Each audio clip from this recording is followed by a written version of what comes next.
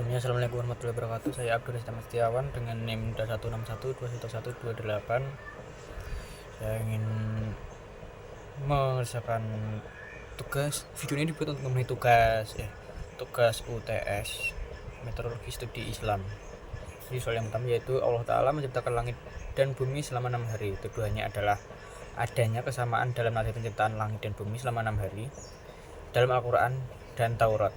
Sungguh sanggahannya, narasi penciptaan selama 6 hari tidak hanya dapat ditemukan dalam agama Yahudi, tetapi juga dalam berbagai tradisi keagamaan lain. Hal ini menunjukkan bahwa konsep ini memiliki nilai universal yang mungkin berasal dari wahyu yang sama kepada nabi-nabi sebelumnya. Al-Quran menegaskan bahwa ia adalah wahyu yang diturunkan kepada Nabi Muhammad oleh Allah dan merupakan kelanjutan dari wahyu-wahyu sebelumnya. Dan hal nomor 2, hari suci dalam sepekan. Tuduhan kesamaan adanya dari suci dalam sepekan, yaitu hari Sabtu bagi orang Yahudi dan hari Jumat bagi orang Islam. Sanggahannya, meski ada konsep hari suci dalam kedua agama, perbedaan signifikan ada pada pemilihan hari tersebut dan penekanan maknanya. Bagi umat Islam, hari Jumat adalah hari berkumpul dan berdoa bersama, bukan hari istirahat seperti Sabtu dalam tradisi Yahudi. Yang kemudian nomor 3, kosakata dalam Al-Quran yang merupakan kosakata dari kitab Yahudi. Tuduhan, ada sekitar 14 kosakata dalam Al-Quran yang hanya ada di dalam kitab Yahudi. Sanggahan, pengaruh bahasa Semitik, bahasa Arab dan Ibrani adalah bahasa-bahasa Semitik yang memiliki akar linguistik yang sama. Adanya kosakata yang serupa atau bahkan sama adalah hal yang wajar dalam bahasa-bahasa yang memiliki hubungan kekerabatan. Kemudian nomor 4, Nabi Muhammad belajar ajaran Yahudi di Syam. Tuduhannya, Nabi Muhammad belajar ajaran Yahudi dengan para pemuka agamanya di Syam, yang kemudian dimodifikasi menjadi agama Islam.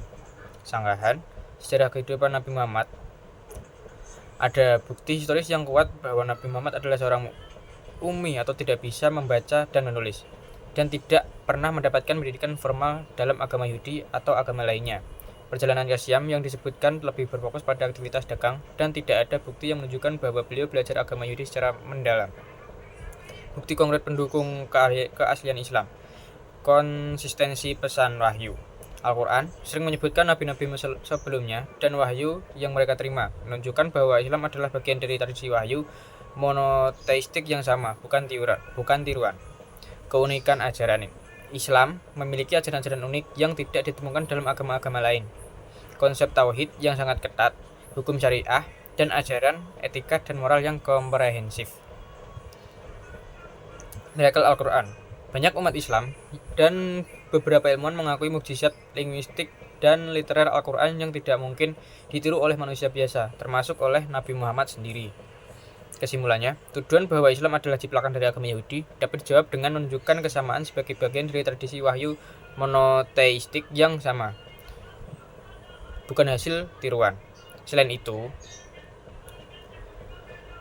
keaslian dan keunikan ajaran Islam, sejarah hidup Nabi Muhammad, serta bukti tekstual dalam Al-Quran mendukung bahwa Islam adalah agama yang diwahyukan langsung oleh Allah dan bukan hasil dari modifikasi ajaran Yahudi. Kemudian implementasi metode dan metodologi dalam skenario ini ada beberapa. Menghubungi tetangga. Yang pertama, menghubungi tetangga. Kunjungi tetangga dan jelaskan situasi dengan penuh hormat dan empati. Tawarkan imbalan atau bantuan sebagai tanda terima kasih jika tetangga setuju. Persiapan alat. Jika tetangga setuju, siapkan alat yang diperlukan seperti tangga atau alat pemetik buah. Pastikan alat yang digunakan aman dan sesuai dengan prosedur keselamatan. Laksanakan pemetikan kelapa dengan hati-hati. Pastikan tidak merusak pohon atau lingkungan sekitar. Berikan kelapa muda kepada istri dengan penuh kasih sayang, kemudian memastikan kebahagiaannya. Dengan alternatif, jika tetangga tidak memiliki kelapa atau tidak mengizinkan gunakan jaringan sosial untuk mencari kelapa muda, telusuri pasar atau komunitas online untuk menemukan sumber lain kelapa. Kesimpulannya, dengan menggunakan metode dan metodologi yang tepat, sang suami dapat mencari solusi yang aman dan efektif untuk memenuhi keinginan istrinya. Pendekatan empatik, sistematik, dan kolaboratif akan membantu mencapai tujuan dengan cara yang harmonis dan efisien. Nomor 3, studi Islam normatif religius. Definisinya berfokus pada ajaran agama yang tercantum dalam Al-Quran dan hadis untuk diterapkan dalam kehidupan sehari-hari. Contohnya, ayat Al-Quran, surat Al-Baqarah yang berbunyi, "Hai orang-orang yang beriman, diwajibkan atas kamu berpuasa agar kamu bertakwa." Penjelasannya, ayat ini menegaskan kewajiban puasa bagi umat muslim. Hadis Nabi. Salat adalah tiang agama. Hadis riwayat Bukhari dan Muslim. Penjelasannya, hadis ini menekankan pentingnya salat dalam kehidupan muslim. Ijtihad ulama bahwa tentang zakat disesuaikan dengan kondisi modern.